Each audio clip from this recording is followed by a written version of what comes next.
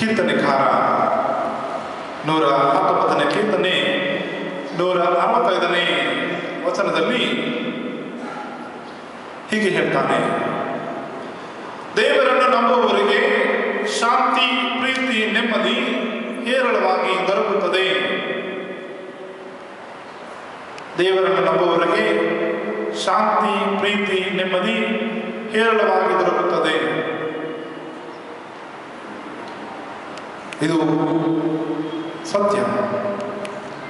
ಯೇಸುವಿನ ಜೀವನದಲ್ಲಿ ಯೇಸು ಮಾಡಲು ಬಂದ ಪ್ರಮುಖವಾದ ಕೆಲಸ ಅಂದರೆ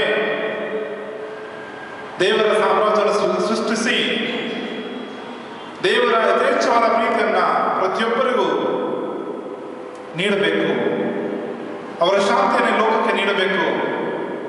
ಅದಕ್ಕಾಗಿಯೇ ತಂದೆ ದೇವರು ನನ್ನನ್ನು ಈ ಲೋಕಕ್ಕೆ ಕಳುಹಿಸ್ತಾರೆ. ಮತ್ತು ಯೋಹಾನ ಶುಭ ಸಂದೇಶದಲ್ಲಿ ಅಧ್ಯಾಯ 16 ವಚನ 33ರಲ್ಲಿ ಯೇಸು ಹೇಳ್ತಾರೆ, ನಿಮಗೆ ನನ್ನಲ್ಲಿ ಶಾಂತಿ ಸಮಾಧಾನ ಲಭಿಸಲೆಂದು ನಾನು ಇದನ್ನೆಲ್ಲ ನಿಮಗೆ ಹೇಳ್ತಾ ಇದ್ದೇನೆ. ಏನು ಹೇಳಲಿಕ್ಕೆ ಹೊರಟಿದ್ದಾರೆ ಸ್ವಾಮಿ? ಈ ಲೋಕದಲ್ಲಿ ನಿಮಗೆ ಕಷ್ಟಗಳು, ನಷ್ಟಗಳು, ದುಃಖ, ತಾಪತ್ರಗಳು ತಪ್ಪಿದ್ದಲ್ಲ. ತಮ್ಮ ಶಿಷ್ಯರನ್ನ ಕುರಿತು ಸ್ವಾಮಿ ಹೇಳ್ತಾ ಇದ್ದಾರೆ, ಈ ಲೋಕದಲ್ಲಿ ನಿಮಗೆ ಕಷ್ಟಗಳು, ದುಃಖಗಳು, ತೊಂದರೆ, ತಾಪತ್ರಗಳು ತಪ್ಪಿದ್ದಲ್ಲ. ಆದರೆ ಧೈರ್ಯವಾಗಿರಿ, ಏಕೆಂದರೆ ನಾನು ಈ ಲೋಕವನ್ನು ಜಯಿಸಿದ್ದೇನೆ. ನೀವು ನನ್ನಲ್ಲಿ ವಿಶ್ವಾಸ ಇಟ್ಟಿದ್ದೀರಿ, ಆದ್ದರಿಂದ ನಾನು ನಿಮ್ಮನ್ನು ಕೈ ಬಿಡುವುದಿಲ್ಲ. ಅದೇ ಯೋಹಾನ ಶುಭ ಸಂದೇಶದಲ್ಲಿ ಅಧ್ಯಾಯ 6 ವಚನ 37ರಲ್ಲಿ ಸ್ವಾಮಿ ಹೇಳಿದ್ದಾರೆ, ನನ್ನನ್ನು ನಂಬಿ ನನ್ನ ಬಳಿಗೆ ಬರುವ ಪ್ರತಿಯೊಬ್ಬರನ್ನ ನಾನು ಕೈ ಹಿಡಿದು ಕಾಪಾಡುತ್ತೇನೆ, ಯಾರನ್ನು ನಾನು ತಳ್ಳಿ ಹಾಕುವುದಿಲ್ಲ, ಕೈ ಬಿಡುವುದಿಲ್ಲ ಎಂಬ ವಚನವನ್ನು ಯೇಸು ಹೇಳಿದ್ದಾರೆ.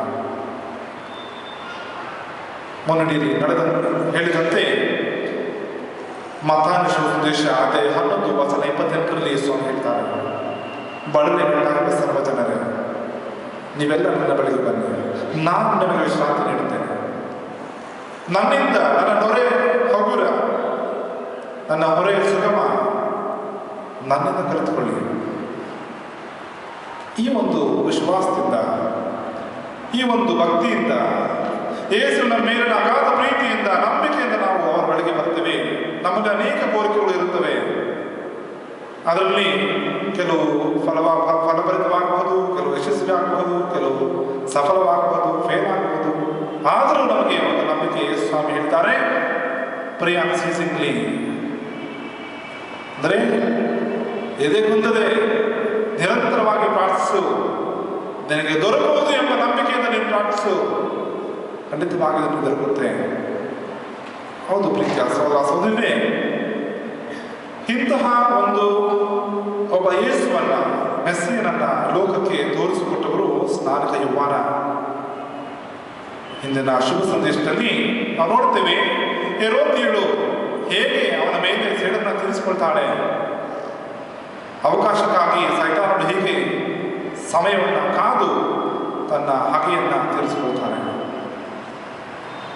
ಆತ ಯೇಸು ಸ್ವಾಮಿಯನ್ನ ತೋರಿಸುವ ಬೆರಳಾಗಿದ್ದ. ಇದೋ ಎಲ್ಲಿದ್ದಾನೆ ಮೆಸ್ಸಾಯ ಎಂದು ಯೇಸು ಸ್ವಾಮಿಯ ತೋರಿಸಿದ ಬೆರಳಾಗಿದ್ದರು.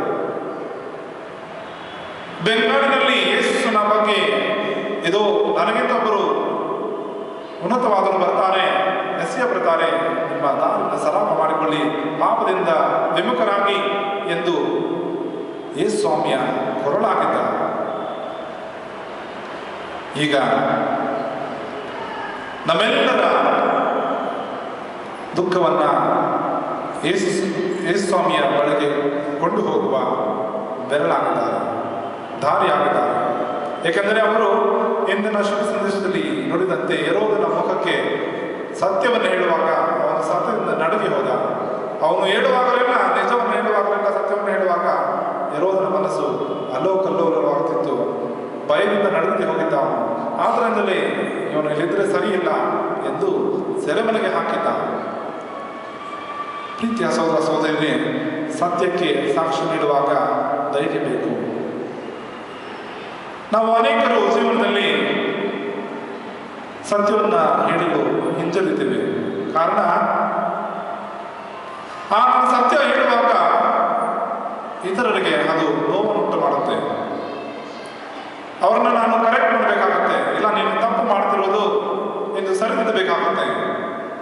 ಹಾಗೆ ಮಾಡುವಾಗ ನಾನು ನನ್ನ ಗೆಳೆಯ ಇರಬಹುದು, ಗೆಳತಿ ಇರಬಹುದು, ಮನೆಯವರು ಇರಬಹುದು, ನೆಂಟರಿಷ್ಟಿರಬಹುದು, ಅವ್ರನ್ನ ಕಳೆದುಕೊಳ್ತೇವೆ. ಯಾರು ನಮ್ಮ ಹತ್ತಿರ ಬರಲಿಕ್ಕೆ ಇಷ್ಟಪಡೋದಿಲ್ಲ. ಯಾಕಂದರೆ ನಾವು ಯಾವಾಗಲೂ ಕರೆಕ್ಟ್ ಮಾಡ್ತೀವಿ, ನೀನು ಮಾಡ್ತಿರೋದು ತಪ್ಪು ಸರಿ ಎಂದು ಹೇಳಿ ಅವ್ರನ್ನ ಗುರುತಿಸ್ತೀವಿ.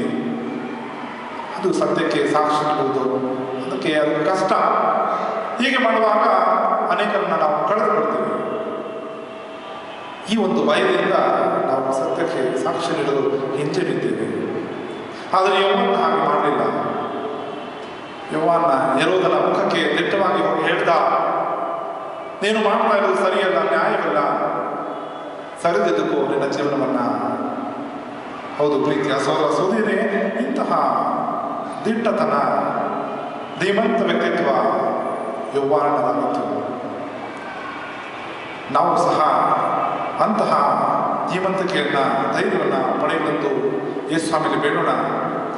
ಈ ಪವಿತ್ರ ಅಥವಾ ಶುಭ ಮೊದಲನೆಯ ಶುಕ್ರವಾರದ ಯೇಸು ಸ್ವಾಮಿಗೆ ಪವಿತ್ರ ಹೃದಯದ ಆಚರಣೆಯನ್ನ ನಾವು ಪ್ರತಿ ಶುಕ್ರವಾರ ಮಾಡ್ತೇವೆ. ಈ ಒಂದು ಆಚರಣೆ 1672ರಲ್ಲಿ ಪ್ರಾರಂಭವಾಯಿತು. ಹೇಗೆ ಪ್ರಾರಂಭವಾಯಿತೆಂದರೆ, ಸಂತ ಮಾರ್ಗ್ರೆಟರಿಗೆ ಪವಿತ್ರ ಹೃದಯ ಯೇಸು ಸ್ವಾಮಿ ನಮ್ಮ ಮಾರ್ಗ್ರೆಟ್ ಮತ್ತು ಮೇರಿ ಅಲಕ್ವೆ ಅವರಿಗೆ ದರ್ಶನವಿದ್ದು ಫ್ರಾನ್ಸ್ನಲ್ಲಿ ಇದನ್ನು ಎಕ್ಸ್ಪ್ಲೇನ್ ಮಾಡಿದವರು. ಹೇಳಿದರು, ನೀವು ಇನ್ಮೇಲೆ ಪವಿತ್ರ ಹೃದಯದ ಆಚರಣೆಯನ್ನು ಪ್ರಾರಂಭಿಸಬೇಕು. ಅದರಿಂದ ನಾವು ಪ್ರತಿ ಶುಕ್ರವಾರ ಈ ಒಂದು ಆಚರಣೆಯನ್ನು ಪವಿತ್ರ ಹೃದಯಕ್ಕೆ ಮಾಡ್ತೇವೆ. ಈ ಹೃದಯ ಎಂದು ತೆಗೆದುಕೊಂಡಾಗ ನಮ್ಮ ದೇಹದಲ್ಲಿ ಒಂದು ವಿಶೇಷವಾದ ಅಂಗ, ಅದು ಮುಖ್ಯವಾದ ಅಂಗ. ಆ ಹೃದಯದಲ್ಲಿ ನಾವು ನೋಡ್ತೇವೆ, ಪ್ರೀತಿ ಇರುತ್ತೆ, ದುಃಖವಿರುತ್ತೆ, ದ್ವೇಷವಿರುತ್ತೆ, ಹಗೆ ಇರುತ್ತೆ, ಸೇಡನ್ನು ತೆಗೆದುಕೊಳ್ಳುವ ಮನೋಭಾವ ಇರುತ್ತೆ. ಎಲ್ಲವನ್ನ ಆ ಹೃದಯದಲ್ಲಿ ನಾವು ತುಂಬಿಸುತ್ತೇವೆ. ಸಣ್ಣ ಹೃದಯ, ಒಳಿತು ಕೆಡುಕು, ಕೆಟ್ಟದು ಒಳ್ಳೆದು ಎಲ್ಲವನ್ನ ಅದರಲ್ಲಿ ಹಾಕುತ್ತೇವೆ. ಯೇಸು ಸ್ವಾಮಿ ಒಳ್ಳೆಯದನ್ನು ಮಾತ್ರ ಜಗತ್ತಿಗೆ ಮಾಡಿದರು. That is why god is good ಅಂತ ಹೇಳ್ತೀವಿ. ದೇವರು ಒಳ್ಳೆಯವರು. ಒಳ್ಳೆಯ ಆ ಸೋರ್ಸ್, ಮೂಲ ದೇವರಿಂದಲೇ ಉಗಮವಾದದ್ದು, ದೇವರಿಂದಲೇ ಆ ಪ್ರೀತಿಯ ಉಗಮವಾದದ್ದು ಎಂದು ಮೊದಲನೆಯ ಯೌವನದಲ್ಲಿ ಪತ್ರದಲ್ಲಿ ನಾವು ಓದ್ತೇವೆ. ಪ್ರೀತಿಯ ಸೋದರ ಸೋದರಿ, ಆ ಪುಟ್ಟ ಹೃದಯದಲ್ಲಿ ನಮಗೆ ಜೀವವಿರುತ್ತೆ.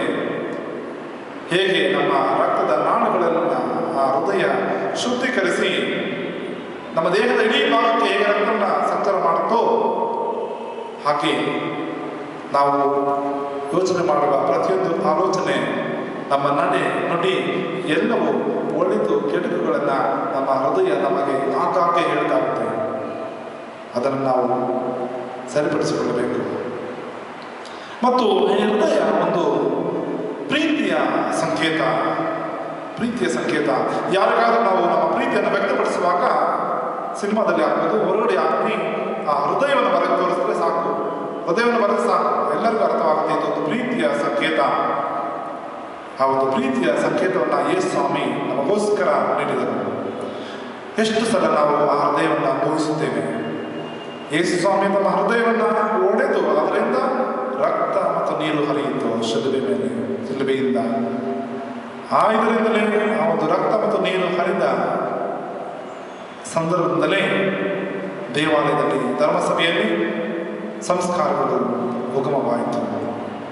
ಪ್ರೀತಿಯ ಸಹೋದರರೇ, ಇಂತಹ ಅಮೋಘವಾದ ಯಥೇಚ್ಛವಾದ ಪ್ರೀತಿಯನ್ನು ಯೇಸು ಸ್ವಾಮಿ ನಮಗೆ ನೀಡಿದ್ದಾರೆ. ನಾವು ಹೇಗೆ ಅದನ್ನು ಉಪಯೋಗಿಸಿಕೊಂಡಿದ್ದೇವೆ, ಅಥವಾ ನಾವು ಹೇಗೆ ಆ ಪ್ರೀತಿಯನ್ನು ಪಡೆದುಕೊಂಡು ಇತರರಿಗೆ ನಮ್ಮ ಜೀವನದಲ್ಲಿ, ನಮ್ಮ ಕುಟುಂಬದಲ್ಲಿ, ನಮ್ಮ ನೆರೆಹೊರೆಯಲ್ಲಿ ಹಂಚಿಕೊಂಡಿದ್ದೇವೆ. ನಮ್ಮನ್ನೇ ನಾವು ಪ್ರಶ್ನಿಸುವ ಈ ಪುಟ್ಟ ಹೃದಯದಲ್ಲಿ ಎಲ್ಲವನ್ನ ಅಡಗಿಸಿರ್ತೇವೆ, ಒಳಿತು ಕೆಡುಕುಗಳನ್ನು. ಆದರೆ ಯೇಸು ಹೇಳ್ತಾರೆ, ಅದು ಬರೀ ಒಳಿತುಗಳನ್ನು ಮಾತ್ರ ನಾವು ಇಟ್ಟುಕೊಳ್ಳಬೇಕು, ಬದಲಾಗಬೇಕು. ಟ್ರಾನ್ಸ್ಫಾರ್ಮ್ ಅಂದರೆ ನಾವು ಜೀವನ ಬದಲಾಗಬೇಕು. ಯೇಸು ಸ್ವಾಮಿ ಬೆಳಗ್ಗೆ ಬಂದು ಹಾಗೆ ನಾವು ಹಳೆಯ ಮನುಷ್ಯರಾಗಿ ಹೋದರೆ ಪ್ರಯೋಜನವಿಲ್ಲ. ಅದರಿಂದ ಯೇಸು ಸ್ವಾಮಿ ನಮ್ಮಲ್ಲಿಂದ ನೋಡುವುದು ಬದಲಾವಣೆ. ಪ್ರತಿ ಸಲ ನಾವು ಯೇಸುವಿನ ಬಳಿಗೆ ಬಂದಾಗ ಅವರನ್ನು ಸ್ವೀಕರಿಸುವಾಗ ನಮ್ಮಲ್ಲಿ ಆ ಪುಟ್ಟ ಬದಲಾವಣೆ ಬರಬೇಕು. ಆಗ ಮಾತ್ರ ನಮ್ಮ ಈ ಆಚರಣೆಗೆ ಒಂದು ಅರ್ಥ. ಈ ಒಂದು ವಿಶೇಷವಾದ ಆಶೀರ್ವಾದಕ್ಕಾಗಿ, ಸತ್ಯಕ್ಕಾಗಿ ಸಾಕ್ಷಿ ನೀಡುವ, ಪ್ರಭುವಿಗಾಗಿ ಸಾಕ್ಷಿ ನೀಡುವ ಧೈರ್ಯವನ್ನು ಭಗವಂತ ನಮಗೆಲ್ಲರಿಗೂ ನೀಡಲಿ ಎಂದು ಈ ಬಲಿ ಪೂಜೆಯಲ್ಲಿ ವಿಶೇಷವಾಗಿ ಪ್ರಾರ್ಥಿಸುವ. ಹಾಸಿಗೆ ಹಿಡಿದು ಈ ಬಲಿ ಪೂಜೆಗೆ ಬರಲಾರದೆ ಇರುವ ಅನೇಕರನ್ನು ನೆನೆಸಿಕೊಂಡು ಅವರಿಗೋಸ್ಕರ ಈ ಬಲಿ ಪೂಜೆ ವಿಶೇಷವಾಗಿ ಪ್ರಾರ್ಥಿಸಿ ಬೇಡಿಕೊಳ್ಳುವ.